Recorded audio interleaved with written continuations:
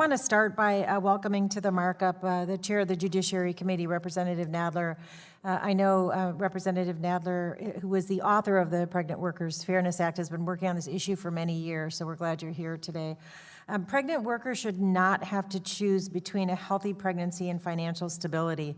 As both a mom and a policymaker, I am so glad that we're advancing a bill that was already bipartisan when it came to this committee and continues to be bipartisan to combat pregnancy discrimination in the workplace. According to A Better Balance, their representative came and testified at the subcommittee hearing, 75% of women will be pregnant while employed at some time in their life, yet more than 4 decades after passage of the Pregnancy Discrimination Act, federal law is not preventing discrimination because it does not require that pregnant workers have access to reasonable workplace accommodations. Pregnant workers may need a reasonable accommodation like seating or water, light duty, something that will help protect their health and the health of their baby. And when pregnant workers do not have access to the accommodations they need, they are at risk of losing their job, being denied a promotion, or not being hired in the first place. Unfortunately, a pregnant woman today can continue to suffer workplace discrimination at an alarming rate. According to a recent survey from the National Partnership for Women and Families, more than 60% of women have experienced some sort of pregnancy discrimination on the job. Now, my home state of Oregon is helping to lead the way on protections for pregnant workers. Last year, the state legislature passed a bipartisan bill to require employers to provide reasonable accommodations to applicants or employees with known limitations related to pregnancy, childbirth, or related medical condition, unless it would impose an undue hardship. Now, I have to say that the results have been very positive. Pregnant women have welcomed the accommodations, and the business community has welcomed the certainty.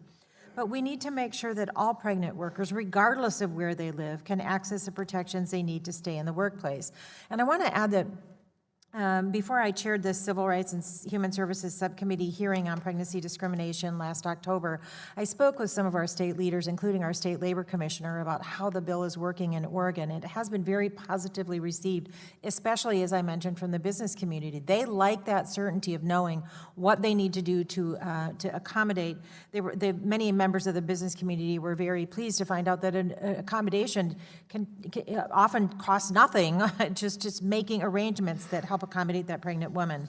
So we heard very compelling testimony in our subcommittee hearing from witnesses who established that far too many pregnant workers are denied access to reasonable workplace accommodations despite federal law providing for equal treatment on the job.